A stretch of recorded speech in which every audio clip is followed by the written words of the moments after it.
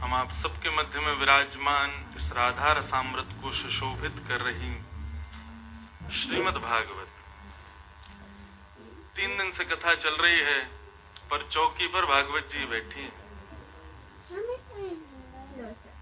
और अधिक चिंतन करके ये पता चलता है कि श्री भागवत जी की उद्गाता कौन है। श्री भागवत जी के उद्गाता श्री वेदव्यास हैं। श्री भागवत जी के वक्ता श्री सुखदेव जी हैं। परंतु भागवत जी का प्रादुर्भाव पृथ्वी पर हमारी श्यामा जी ने किया है, किशोरी जी ने किया है। आप कहोगे महाराज जी ये राधा रसामृत कथा है तो सब श्रेय श्री जी को ही दे रहे हो आप, लेकिन ये वास्तविक बात है।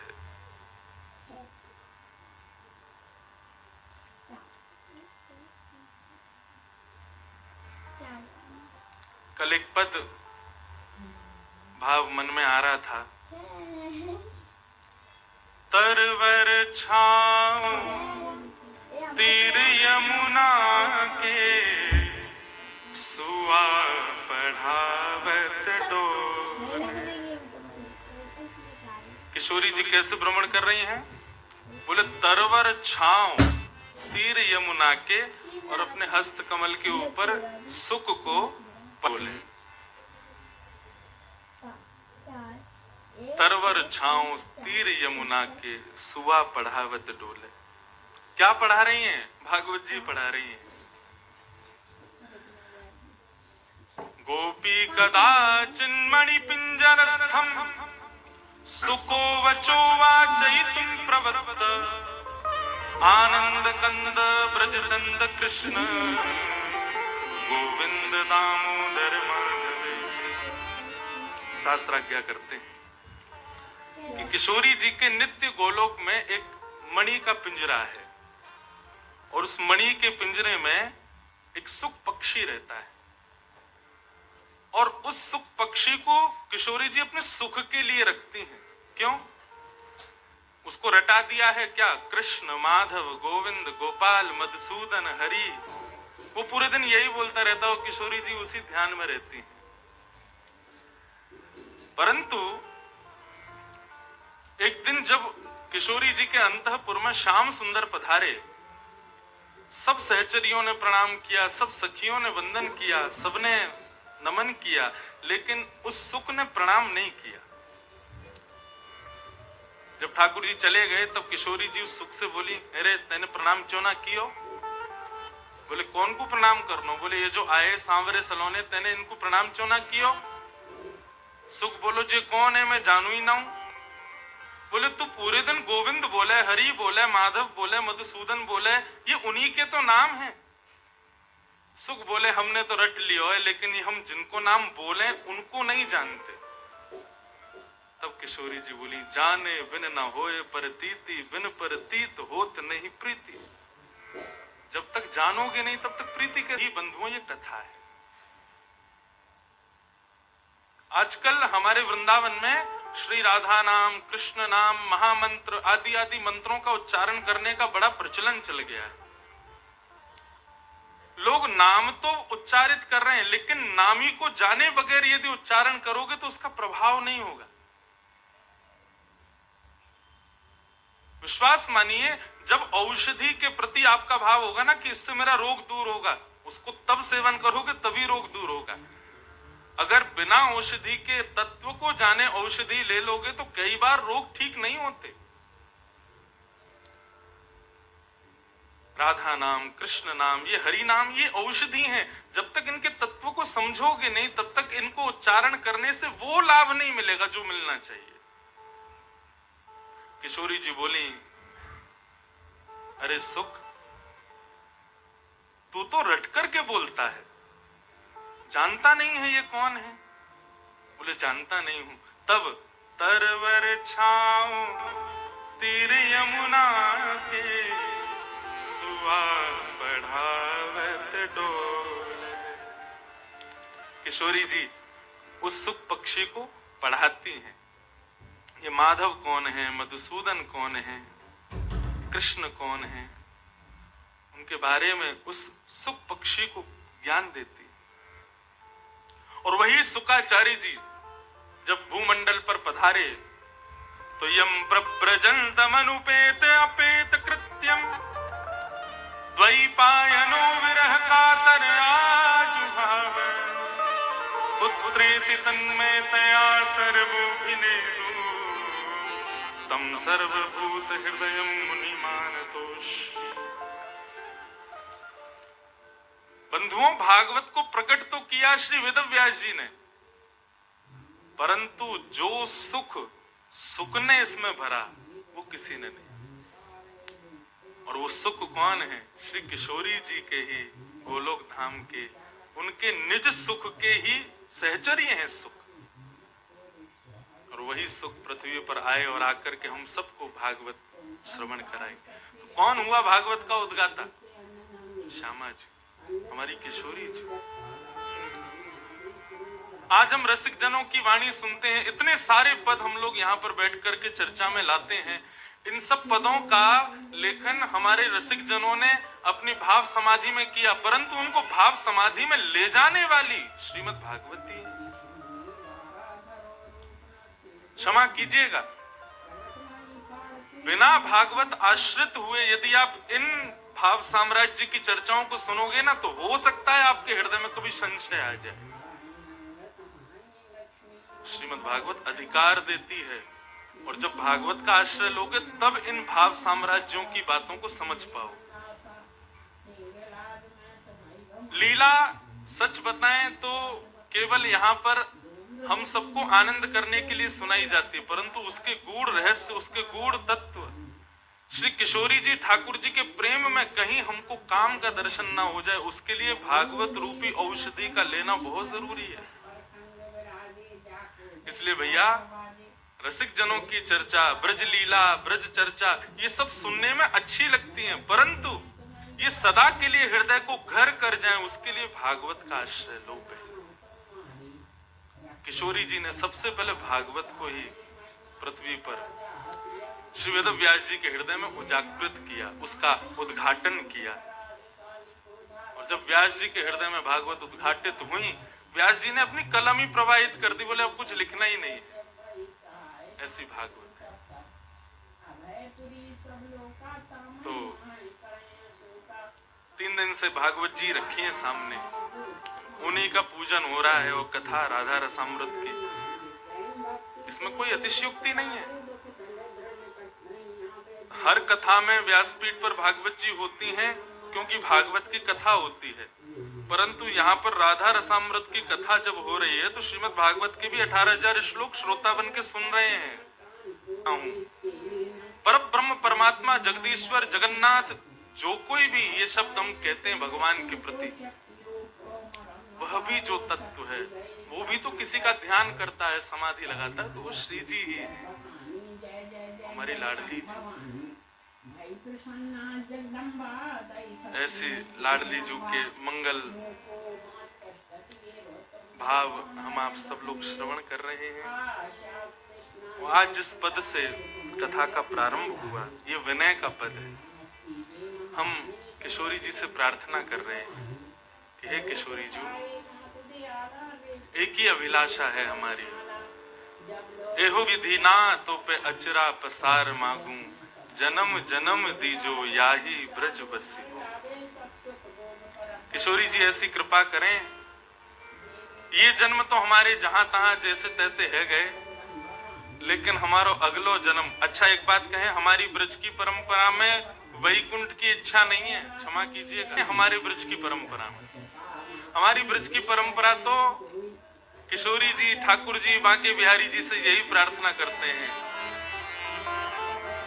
कहाँ करूं वैकुंठ जाए, कहाँ करूं वैकुंठ जाए, जहाँ नहीं नंद, जहाँ नहीं यशोदा, जहाँ नहीं नंद, जहाँ नहीं यशोदा, जहाँ नहीं को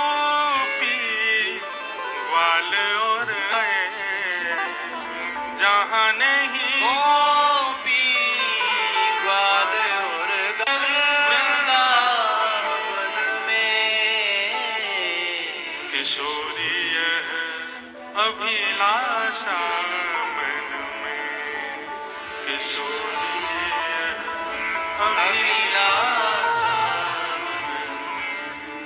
आजकल लोग वृंदावन जा रहे हैं, अभिलाषा क्या है? हमारा फोन फुल चार्ज हो, कैमरा हमारा हाई मेगापिक्सल हो, हमारी वीडियो बढ़िया आ जाए, इंस्टाग्राम पे डल जाए, फॉलोअर्स बढ़ जाएं।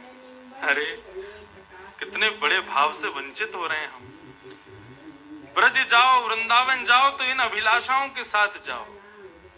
रसिकन संग रंग सो बिचरू, रसिकन संग रंग सो बिचरू, यमुना पुलिन लतन में, यमुना पुलिन लतन में। और राधे नाम रटू रसना सो, राधे नाम रटू रसना सो, प्रेम पुलक हुए तन में, प्रेम पुलक में तन में।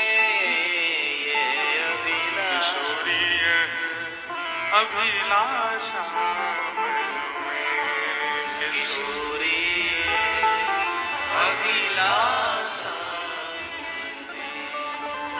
और ये बात सत्य है, ठाकुर जी इस अभिलाषा को कभी पूर्ण नहीं कर सकते, क्योंकि ठाकुर जी की खुद की यह अभिलाषा किशोरी जी ने पूर्ण करी है। जिनकी खुद की यह अभिलाषा श्यामा जी पूर्ण करती हैं। अब वही बात हो गई, शंकर जी से जाके कह रहे हैं भोलेनाथ मर्सिडीज दे दो, शंकर जी कहेंगे हम खुद तो बैल पे चलते हैं तो मर्सिडीज दे दें। ठाकुर जी से यदि ये अभिलाषा करोगे, ठाकुर जी कहोगे भैया हम खुद किशोरी जी से प्रार्थना करते हैं, तो हम आपकी अभिलाषा, इसकी अभिलाषा तो किशोरी जी से ही करो। निस और दिवस निरंतर मेरो, विषय दिवस निरंतर मेरो, बीते भाव भजन में, बीते भाव भजन में। किशोरी अभिलाषा मन में, किशोरी अभिलाषा मन में। ओहो, अंतिम भाव में तो सब बात ही पूरी कर दी। सरस माधुरी वास दीजिए, सरस माधुरी वास दीजिए। कहाँ? निज परिकर लिगन में, निज परिकर अधिकरण में। मोरहु बनाओ तो बनाओ श्री वृंदावन को, जो नाच नाच कुहक कुहक आपको रिझाऊं। बंदरहु बनाओ तो बनाओ श्री वृंदावन को, कूद कूद डारन पे भोर को जगाऊंगो। हे श्यामा जी, हमें अपना निज परिकर प्रदान करो। बहुत ऊंची बात है। ब्रज में उद्धव जी महाराज भागवत में कहते हैं, आशा महो चरण रेणुज श्याम हम श्याम, वृंदावने किमपि गुलमलत औषधीणाम। हे विधाता, यदि आप मुझसे रीझ गए हो तो मेरी एक इच्छा पूरी करो। बोले कहो बृहस्पति के शिष्य अति विद्वान विदुर, उद्धव क्या चाहिए? तो उद्धव जी कहते हैं कि वृंदावन का छोटा सा पौधा बना दो, बड़ा वृक्ष नहीं, छोटा पौधा। बोले एक तो तुमको मानव नहीं बनना, ऊपर से चलो मानव नहीं तो जीव जंतु कह दे तो वो भी नहीं बनना, वृक्ष बनने की कहते तो वृक्षों में भी छोटा पौधा, ऐसा क्यों? बोले क्योंकि मैं सदा चाहता हूं कि जब जब प्यार चले तो इन ब्रजवासियों की चरण रेणु से मैं सदा संलिप्त रहूं, सना रहूं। ऐसी कृपा मुझ पर कर दो विधाता।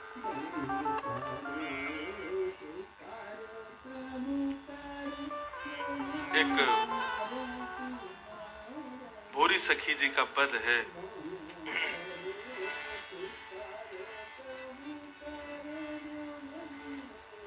ऐसो दुख दीजो ही माही,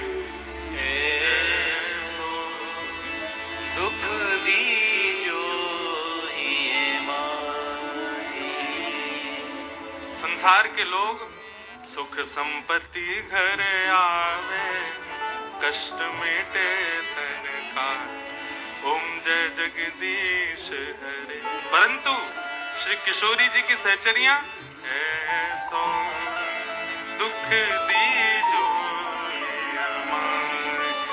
ऐसो दुख दीजो श्रीमद् भागवत में किसने दुख की कामना की पता है आपको? श्रीमद् भागवत की सबसे पहली स्तुति है कुंती जी की स्तुति, भगवान की बुआ। महाभारत के 3 पात्र मुझे बड़े प्रिय लगते हैं, कुंती, कर्ण और कृष्ण। तीनों के नाम राशि एक ही है, का से नाम शुरू है तीनों। कुंती जी की सबसे पहली स्तुति है भागवत में, प्रथम स्कंद में। तो मैं तो अपनी कथा में ऐसे प्रारंभ करता हूं कि भाई भागवत में 12 स्कंद हैं, तो एक प्रकार से 12 स्कंद रूपी भागवत रूपी ये बिल्डिंग कुंती जी की स्तुति की नींव पर खड़ी है। और कुंती जी की स्तुति में कुंती जी क्या कहती हैं? भगवान द्वारिका, अब ये सब भाव जरूरी हैं भैया, इसलिए श्री जी सुनोगे तो ज्यादा मिठास रह जाएगी, तो शुगर रह जाएगी भैया। नकद पापड़ भी खाओ, नकद अचार भी चखो। अच्छा एक बात कहूं, हमारी भागवत जी पापड़ अचार नहीं है वो तो उनके आगे तो अमृत भी फीको लगे। मैं सत्य बता रहा हूं, ये सब रस चर्चाएं कहने का मेरी सामर्थ्य है ही नहीं, मैं कह ही नहीं सकता। आप मुझे साल भर में नागपुर के अलावा इन सब चर्चाओं में कभी देखोगे भी नहीं। मैं सीधी सीधी कथा कहते हैं, परंतु लगता है कि उस पूरी कथा का ही बल ये सब चर्चा कहवाता है। श्रीमद् भागवत साधारण नहीं है बंधु, भागवत का आश्रय लेके देखो तब पता चलेगा। तो श्रीमद् भागवत में कुंती जी कहती हैं कि विपदो संतु नः सस्वत् तत्र तत्र जगद गुरो भवतु यत् दर्शनम यस्या अपने भव दर्शनम। भगवान द्वारिका जा रहे थे, सबने अपने मन की बातें कही। ठाकुर जी जैसी द्वारिका निकलने लगे, महाभारत युद्ध पूर्ण हो गया था, जीत गए थे पांडव। तब पांडवों की मां कुंती रथ को रोक लेती है और ठाकुर जी से कहती है मुझे आपसे कुछ बात करनी है। ठाकुर जी बोले बुआ आज्ञा करो। तो सब बातें कहती हैं, बहुत सुंदर स्तुति है। अंत में कुंती कहती है मैं जान गई हूं कि आप भगवान हो और भगवान से कुछ मांगना चाहिए, भगवान तो इच्छा पूर्ण करते हैं। द्वारिकाधीश बोले मांगो बुआ क्या चाहिए? बोले पहले वचन दो, जो मांगूंगी सो दोगे। ठाकुर जी बोले वचन की क्या? नहीं वचन दो, तुम वचन के पक्के नहीं हो, इसलिए वचन दो। ठाकुर जी ने कहा वचन देता हूं, जो मांगोगी सो दूंगा। तब कुंती कहती है कि विपदः सन्तु न सस्वत् तत्र तत्र जगत गुरु। इस संसार में जितनी भी विपत्तियां हैं वो सब मेरे जीवन में आ जाए। द्वारिकाधीश कांपने लगे कुंती की स्तुति सुन के। ये संकट कष्ट भोग के तेरा पेट नहीं भरता, क्यों मांग रही है? अरे देख अपने पुत्रों को देख, वो राजा बन गए, महाभारत युद्ध जीत गए, हस्तिनापुर के सिंहासन पर बैठे हैं, जीवन भर इन्होंने और तूने कष्ट सहा। आज पहली बार ये लोग राजा बने हैं और अब तू फिर से मुझसे दुख मांग रही, क्यों? कुंती बड़ी अच्छी बात कहती है, अच्छा कन्हैया एक बात बताओ, तुम ये बात मानते हो ना कि कल तक हम दुखी थे? ठाकुर जी बोले हाँ। और आज हम सुखी हैं? बोले हाँ। तो देखो कल तक हम दुखी थे तो तुम यहीं बैठे थे, आज हम सुखी हुए तो तुम छोड़ के जा रहे हो, तुम द्वारिका जा रहे हो। जिस बात से हमारा श्याम सुंदर हमें छोड़ के चला जाए वो बात हमें प्रिय नहीं है, चाहे वो हस्तिनापुर का सिंहासन ही क्यों ना। इसलिए कन्हैया मुझे लगा शायद तुम विपत्ति में ही संग रहते हो, इसलिए विपत्ति थे। लेकिन बंधुओं हमारी ब्रज की सहचरियां, आचार्य चरण इतना सुंदर भाव कह रहे हैं। श्री भोरी सखी कह रही हैं दुख मांगो श्री जी से, लेकिन कैसा दुख मांगो? ध्यान से सुनना। ऐसो दुख दीजो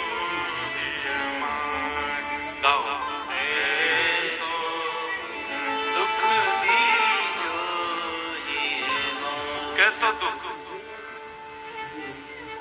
बिन पद कंज छटा दृग देखे, बिन पद कंज छटा दृग देखे।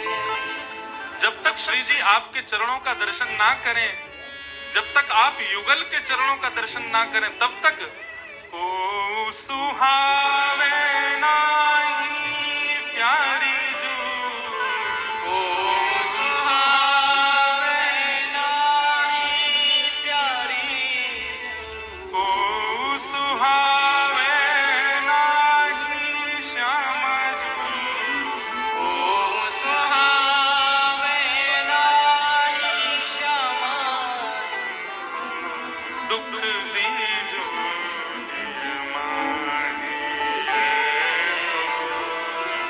दुख दीजो हे मां। जब तक आपके युगल चरणों का दर्शन ना करें, श्री बांके बिहारी बिहारिणी जी के दर्शन ना हो, तब तक को सुहावे ना।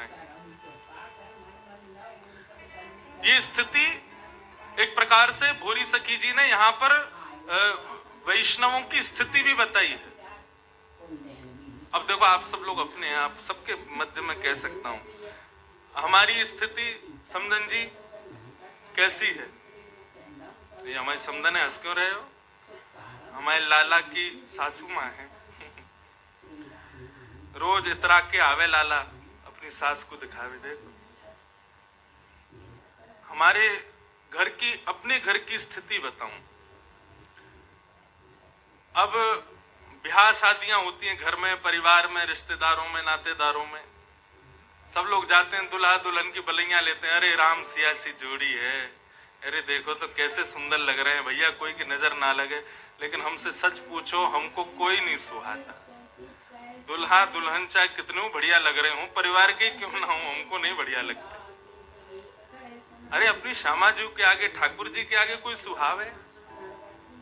जिनको वो सुहारे उनको समझो बिहारी जी नहीं सुहाएंगे, जिनको बिहारी जी सुहा गए उनको कोई नहीं सुहाएगा। जिनको बिहारी जी वास्तव में चढ़ गए जिनके नेत्रन में, उनको फिर कोई सुहावे कोई नहीं। को सुहावे नाही श्यामा जी, को सुहावे नाही श्यामा, सो दुख दीजो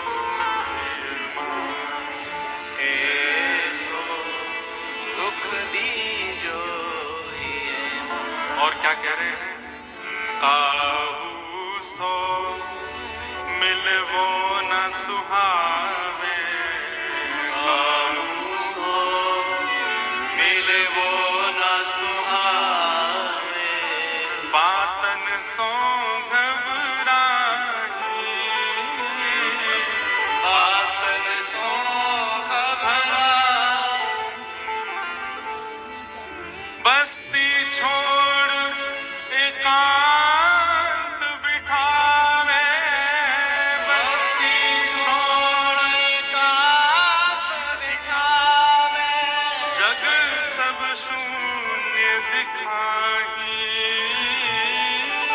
जग सब शून्य दिखाई, दुख दीजो ऐसो दुख दीजो। और अंतिम पंक्ति में तो क्या कह रहे हैं?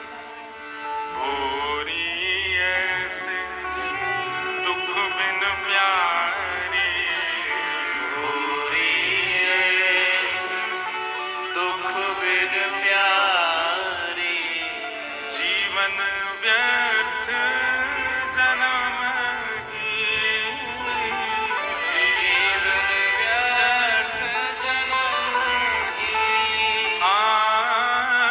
जीवन जन्म वृथा ही, जीवन जन्म वृथा ही, ऐसो दुख दीजो ऐसो दुख दीजो हे मां। अब इस पद के दो भाव समझ आते हैं। ऐसो दुख दी जो ही माही। कैसो दुख? बोले बिन पदकंज छटा बिन देखे कोई सुहावे नहीं। आपको देखे बगैर कोई सुहावे नहीं। अब ये दुख थोड़ी है, ये दुख किन के लिए है? संसार के लोगों के लिए ये दुख है कि भैया ये देखो है तो हमारा, लेकिन हमसे या कोई प्रेमी नहीं है, या कोई तो श्यामा जी चाहिए, या कोई तो ठाकुर जी चाहिए। हम अपनी कथा में भी खूब कहते हैं, और भैया ये बात बिल्कुल सत्य है, भक्ति का पथ दूर से देखने में बहुत बढ़िया लगता है, चलोगे तो पता चलेगा बहुत कठिन है। क्यों? सब छूट जाएगा। और यदि सब है साथ में और आप कहते हो कि आप भक्त, तो फिर आप भूल जाओ आप भक्त नहीं। एक बार भक्ति भाव हृदय में आया तो जो जो साधन है धीरे धीरे छूटने लगेंगे। यदि वो ज्ञान की भी पराकाष्ठा है तो एक दिन वो ज्ञान भी नष्ट हो जाएगा। उद्धव जी प्रमाण है, और आजकल के भी कई वैष्णव उसके प्रमाण हैं, अत्यंत ज्ञानी हैं, परंतु भक्ति भाव हृदय में आते ही बिल्कुल शून्य हो गए। नहीं पता चल रहा कि हम कैसे ज्ञानी। सब छूट जाएगा यदि किशोरी जी की कृपा हो गई तो। इसलिए भैया जिनको सुनने तक सीमित रहना है वो सुनने तक ही रहना है। यदि वास्तव में इन सब भावों को हृदय में धारण करने का प्रयास करोगे तो फिर तैयार रहना, सब छूट जाएगा, कुछ नहीं बचेगा, सब छूटेगा।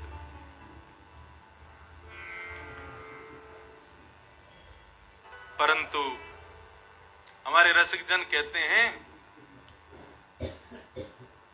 ब्रज यदि मिल जाए, ब्रजवास यदि मिल जाए, तो किशोरी जी की ब्रजवासियों पर एक पॉइंट ज्यादा थोड़ी सी कृपा रहती है कि ब्रजवासियों का कुछ छूटता भी नहीं और भजन बना रहता है। बाहर के लोगों को ज्यादा छूट है, और ये बात हम सत्य कह रहे हैं। जन्म यदि ब्रज में हो जाए तो ब्रजवासी तो बड़ी मौज में रहे, उनसे ज्यादा भजन भी कोई ना करे, और श्री जी सदा उनसे प्रसन्न ही रहे, राजी रहे, ठाकुर जी भी उन पर प्रसन्न रहे।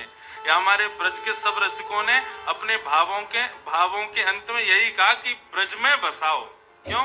बोले ब्रजवासी बनने में फिर ये क्रम छोड़ने के, परिवार छोड़ने के, ममताएं छोड़ने के क्रम नहीं करने पड़े। ब्रजवासी सब में लगे रहते हैं, वो भजन भी कर लेते हैं, इसलिए ब्रज चाहिए। तो आज का विनय इसी से ही प्रारंभ हुआ कि हे किशोरी जी, हमारी यही अभिलाषा कि आप हमें ब्रज प्रदान करें। किशोरी जी के चरणों में बारंबार वंदन नमन करते हैं, और अब कुछ लीलाओं की तरफ चलते हैं।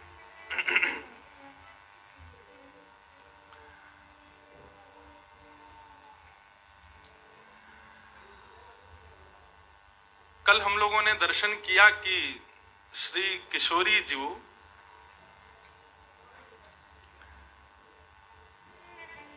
ठाकुर जी के रूप में आई, और ठाकुर जी किशोरी जी के रूप में पधारे, और राजदान लीला हुई। कल कौन सी लीला सुनी थी?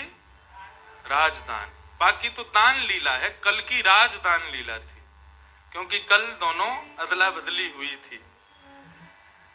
तो आज अब वो लीला पूर्ण हुई, उसके बाद रास बिहार हुआ। रास बिहार के पश्चात अब किशोरी जी अपने रूप में आ रही हैं और ठाकुर जी अपने रूप में आ चुके। सब सहचरियां किशोरी जी का श्रृंगार कर रही हैं, पुनः उनको किशोरी जी रूप में ला रही हैं, और ठाकुर जी टुकुर टुकुर निहार रहे हैं। अब ललिता, विशाखा आदि सब सखियां किशोरी जी का श्रृंगार कर रही हैं, और ठाकुर जी को मन है रो कि इनको हटा के मैं करूं श्रृंगार। लेकिन भैया ये सहचरी हैं, नेक में दुत्कार दें, भगा दें ठाकुर जी है। तो ठाकुर जी बोले ऐसा कुछ करना चाहिए जैसे ये सब व्यस्त है जाएं और ये सेवा मुंह को मिले। बहुत सुंदर भाव है भाई, ने कब गंभीरता से ने थोड़े खिलते भय में आओ, वैसे रोए रो सुराग चल लो।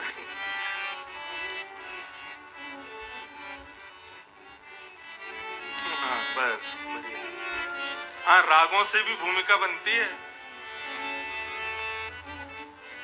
ज्ञान व्यान सब रखो रह गए, शुरुआत में दे दियो, अब तो आओ लीला में चलें। तो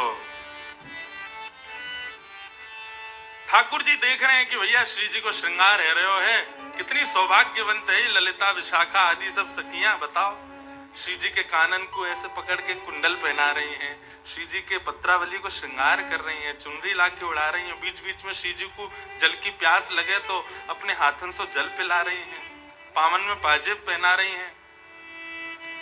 ठाकुर जी की इच्छा है रही है कि ये सेवा हमको मिल जाए, लेकिन ये जब तक ये सवरी खड़ी रहेंगी तब तक हमको ये सेवा नहीं मिलेगी। तो ठाकुर जी ऐसी वहीं विचरण कर रहे थे, तो ठाकुर जी बोले मुझको तो बड़ी जोर की भूख लगी है, ऐसा मन कर रहा हो कि कोई वृक्षन से फल तोड़ के लिया है मुझको खवाए दे, मैं तो आनंदित है जाऊं। तो सहचरियां भले ही ठाकुर जी से उठी उठी रहती हैं, थोड़ी ना तेज आवाज में ही रहे, लेकिन वो एक पंक्ति है, हम श्री राधे जू के बल अभिमानी, टेढ़े रहत मोहन रसियासों बोलत अटपटी वाणी। किशोरी जी के बल का अभिमान है सब सहचरियों को, ठाकुर जी से सीधे मुंह बात ना करें, लेकिन अगर ठाकुर जी को कोई श्रम हो रहा है तो सब सहचरियां उनकी भी सेवा करती हैं। ठाकुर जी बोले मुझे तो मन कर रहा है कि बहुत जोर की भूख लगी है, कोई फल तोड़ के लिया है। इतने में एक सखी बोली, श्यामाजू ठाकुर जी को भूख लगी है, ये बाकी सब सखी लगी, मैंने फल तोड़ लाऊं? हाँ जाओ। लालजू अभी रुको, हम अभी आपके लिए फल लाए। एक गई, ठाकुर जी बोले और बच्ची हैं, इनको कैसे भगाऊं? अरे मुझको तो प्यास भी लगी है, कोई जल लिया तो, यमुना जल से आजकल प्यास ना बुझे भैया, कोई बढ़िया मटका में भर के और कुआ से निकाल के लेके आवे तो आनंद आ जाए। तो एक सखी बोले अरे जय को प्यास लगी है, मैं जाऊं। दूसरी सखी भाग गई, लेकिन चतुर दो सखियां हैं, ललिता और विशाखा, ये सब समझ जाएं ठाकुर जी के मन की बातन में। आहा, इतना सुंदर श्री भगवत रसिक जी का पद है। लाल एती चतुराई कहां पाई, ये लाला इतना चतुराई तुम में कहां से आई है? अब तो दो ही सखी रह गई, बाकी सब सखी तो ठाकुर जी ने भेज दी। कोई से कह दिया तेरो कसम चिल्ला रहा है, जल्दी जावा को भूख लगी है, जाके भोजन बना। बोली लाडली जू मैं अभी आऊं भोजन पवा के, एक वैसे चली गई, सबको भगाती हो, दो ही रह गई। तब विशाखा ने देखा कि भाई ये समझ रहे हैं हम कहा इनके मन में चल रहे हो है, तब वो कह रही हैं। अब देखो ठाकुर जी के हृदय का भाव यहां प्रकट कर रही हैं। लालेते चतुराई कामाई, लाल जी चतुर तो बहुत हो आप। बोले क्यों? बोले सब एक एक करके सगी भगा दें आपने, आपके मन में कहा चल रहा है हमें सब पता है। बोले कहा? बोले जावक के मिस पापरत हो, जावक कहते हैं वो लाल लाल लगाती माताएं चरणों में, क्या बोलते हैं उसको? हैं? महावर, महावर बोलते हैं ना। तो सखियां तो सब श्रृंगार कर रही हैं किशोरी जी को, लेकिन ठाकुर जी बीच बीच में कहा करें जावक चिन्ह लिया में, जावक लिया में, और बीच में कहें आप सब ऊपर को करो, मैंने चरणन में एक जावक लगा दूं। विशाखा ललिता बोली हम सब समझ रही हैं, ये जावक के मिस पांव परत हो, आप श्री जी के पांव छुए को प्रयास करो, या ये महावर लगावे के चक्कर में हम सब समझे आपकी बातन में। जावक के मिस पाए परत हो, करन चात आपन मन भाई, करन चात आपन मन भाई। अपने मन की सी सेवा करना चाहो, हम सब जान रही हैं। लालेती चतुराई कामाई, के लालेती चतुराई। ठाकुर जी बोले ना ना ऐसी बात ना है, अरे आप ले लो महावर तो आप लगाओ, जावक चिन्ह आप बनाओ, मौका पड़ी है। मैं तो अपने कामन को छोड़ छोड़ के आऊं यहाँ श्री जी के पास में, मुंह कोई वो थोड़ी है। माँ यशोदा मैया नंद बाबा उनको इकलौतों में लाला, 9 लाख गैयान को भार मेरे सिर पे, पूरा घर मुंह को संभालना पड़े। अरे तुम तो सब बरसाने वाली हो, माँ तो अनेक सब लोग हैं संभालने को, नहीं तो पूछो तो पूरे गोकुल तो मेरी भ्रगुटीन पे ही रहवे। बाबा गोकुल को बेचारे को अनाथ छोड़ के यहाँ श्री जी की सेवा में आऊं, मौका पड़ी। चलो जाऊंगा, मुँह कहा है, अभी चलो। छल बहु भरे साधु से देखो, छल बहु भरे साधु से देखो। लाला किशोरी जी, देखवे में ऐसा लगे कितनो सीधो है लाला हमारा है। देखवे में ऐसा लगे कोई साधु पुरुष, लेकिन यहाँ के हृदय में जितने छल भरे हैं उतने कोई के हृदय में ना है। छल बहु भरे साधु से देखो, छल बहु भरे साधु से देखो। यही कि मिस आपने कहा कियो, सखियन बतावत सेवकाई लालन, सखी बतावत सेवकाई। और यही छल के कारण आपने सबरी सखी यहाँ से भेज दी, मुझको फल लेके आओ, मुझको जल लेके आओ, तेरो कसम चिल्ला रहा हो, तेरो बालक रो रहा है, सब भेज देंगे यहाँ से। ठाकुर जी बोले पोल पट्टी खुल ही गई है, सब इन्हें पता चली गयो कि हम श्री जी के संग एकांत में उनको श्रृंगार करवे को भाव रख रहे हैं। कोई लाला यहाँ पे गुमान करवे तो काम नहीं चलेगा, झुक जा। विशाखा अब तो तू समझ ही गई है मन की बात, तो फिर पूर्ण कर ही दे, हमारे काम को पूर्ण करवा ही दे, श्री जी को श्रृंगार को अधिकार हमें ही दे दे। भगवत पाई परो ललिता के, भगवत पाए परो ललिता के। राज करो चिर सुखदाई, राज करो चिर सुखदाई। लाला यदि आप हमारी श्री जी के भाव साम्राज्य में राज करना चाहो तो जाओ ललिता के पाम परो, ललिता के चरण में शीश झुका के प्रणाम करो, ललिता आज्ञा देगी तब आपको श्री जी मिलेंगी। और श्री जी की सेवा पावे के लिए हमारे श्याम सुंदर ललिता के चरण में प्रणाम कर रहे हैं, सिर रख कर के दंडवत कर रहे हैं, ताकि ललिता अधिकार दे श्री जी के सेवा को। हमारे लाल जी को सबसे प्रिय है श्री जी की सेवा, लेकिन श्री जी की सेवा तब तक नहीं मिलेगी जब तक सहचरी कृपा नहीं करें। आज के भाव में ये सहचरियां कौन है बंधु? हमारे ब्रज में श्री राधा नाम उच्चारण करने वालों साधारण ब्रजवासी भी है ना, तो ये समझो ये सहचरी है, यही अधिकार देगो किशोरी जी को, या के बगैर वो अधिकार नहीं मिल सके। इसलिए हमारे ब्रजवासी और ब्रज के संतों को खूब प्रणाम करो, क्योंकि किशोरी जी और ठाकुर जी की सेवा को अधिकार वे ही प्रदान करेंगे। हम वहां जाकर के भी ये सोचा नागपुर के सेठ हैं, कलकत्ता के सेठ हैं, बंबई से बहुत बड़े अमीर आदमी हैं, तो श्री जी और ठाकुर जी कभी आपको सेवा नहीं मिल सकती।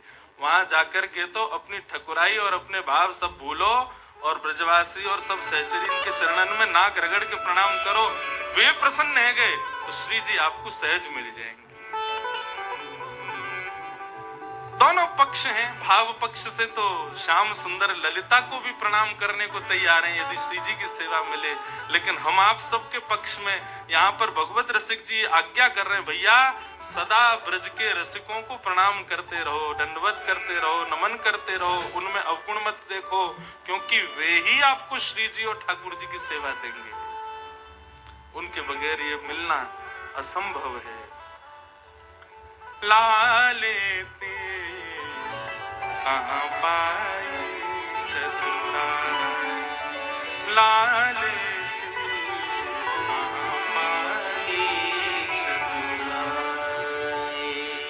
ठाकुर जी की ऐसी मधुर लीला है।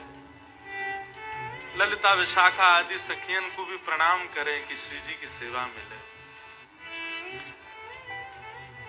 मधुर सेवा ठाकुर जी करते हैं और फिर सब सखियां युगल स्वरूप की आरती उतारती। अब लीला आती है कुछ ऐसी, ठाकुर जी निरंतर वंशी का वाद्य वादन करते हैं। बंधुओं, हमारे यहाँ वंशी को बड़ी बड़भागिनी बताया। श्रीमद् भागवत के वेणु गीत में तो गोपियां कहती हैं हमारी सौत है। बोले क्यों? वो निरंतर ठाकुर जी के ओष्ठों पे सोती है, उनके अधरामृत का पान करती है। ठाकुर जी नित्य या को अपनी कमरिया में बांध करके रखें, और तो और ठाकुर जी रात में अपनी तकिया के पास ही रख के सोए। हमारे लाल जी आज भी शयन करेंगे ना, चाहे मार्ग में भी फ्लाइट में कहीं जाए, कहीं वंशी संगी रहेगी। वंशी, छड़ी और बंटा जी। बंटा क्या है? वो पल्ली तरफ रखो ना, ये ठाकुर जी को टिफिन है छोटो। हमारे लाला को भूख बहुत लगे तो यहाँ में कछु ना कछु रखना पड़े। हम तो ऐसा करें, जब सफर में जामे ना तो ठाकुर जी के एक आध लड्डू रख दें और ठाकुर जी की झांपी में 1000-2000 रुपया रख दें। लाला और भूख लगे तो खरीद के खा। भैया ये भाव की सेवा है, ये नियम की सेवा ना है, ये क्रम की सेवा नहीं है, तो भाव की सेवा है। तो ठाकुर जी वंशी सदा अपने संग रखें। क्यों रखें? क्योंकि वह वंशी को श्री जी ने भी अपने अधर पर धारण किया है, और जब से श्री जी ने अधरामृत को पानवा वंशी को कराया, तब से ठाकुर जी वही को लिपट करके सोमे, वही के संग रह में, वह को सदा अपने संग रखे, वंशी को कभी त्याग ना करें। पर वह वंशी के कई भाव हमारे ब्रज में बताए गए। श्री राधा वल्लभ लाल को जिनने लाड़ लड़ायो, ऐसे श्री हित हरिवंश महाप्रभु, वे तो वंशी के ही अवतार बताए गए। एक आत्मदेव नाम के ब्राह्मण थे, उन्होंने महादेव की बड़ी याचना की। महादेव प्रसन्न हो गए, प्रसन्न होकर बोले मांगो क्या वरदान चाहिए? बोले अपने हृदय की सबसे बहुमूल्य वस्तु मुझे दे दो। महादेव चरणों में बैठ गए, बोले भैया कछु मांग ले, तू कहे तो कैलाश तेरे नाम कर दे, तू कहे तो गणपति को तेरे घर भेज दे, तू कहे तो कार्तिकेय को तुम्हारी सेवा में लगा, तुम कहो तो पार्वती जी को भी सेवा में भेज देंगे, लेकिन हमारे हृदय की बहुमूल्य वस्तु मत मांगो।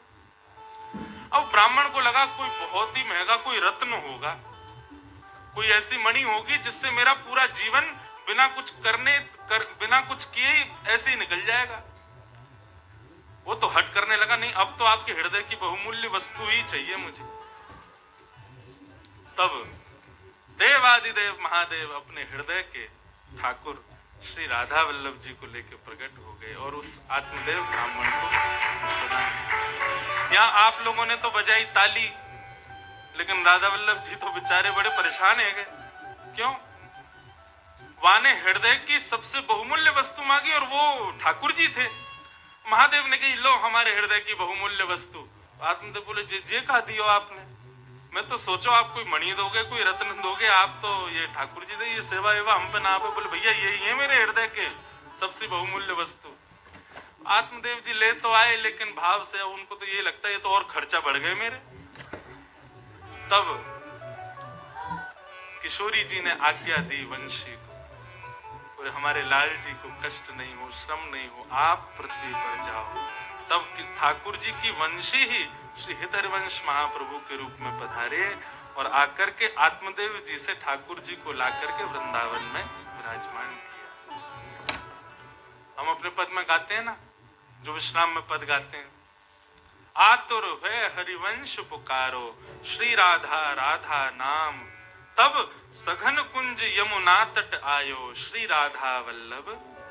बोल राधा वल्लभ लाल की जय। तो एक ब्रज के भाव से ठाकुर जी की वंशी आज भी ठाकुर जी के संग है और वो आचार्य रूप धारण करके भी आई है। परंतु एक भाव से ठाकुर जी की वंशी ये श्री हनुमान जी महाराज पधारे कहीं की कथा के भाव से, और भाव कुछ ऐसा था कि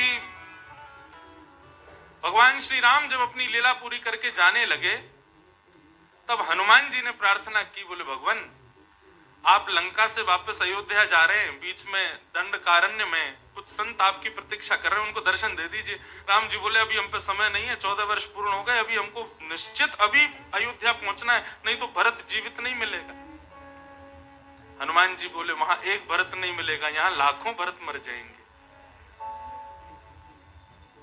तब रघुनाथ जी ने आज्ञा दी, बोले चिंता मत करो, ये सब दंडकारण्य के जितने भी संत हैं, ये सब अपने भजन के प्रभाव से द्वापर में श्री राम वृंदावन में गोपी बन करके प्रकट होंगे और तब हम इन सबको वह सुख देंगे जो ये चाहते हैं। हनुमान जी बोले लेकिन एक विडंबना है। बोले क्या? उन सब ने मुझ पे विश्वास किया कि मैं आपको लेके आऊंगा, अब मैं आपको ले जा नहीं पा रहा तो मैं क्या करूं? ठाकुर जी बोले चिंता मत करो, हम तुमको ब्रज में कोई ना कोई रूप देंगे और आप ही हमको इन सब संतों से मिलाओगे।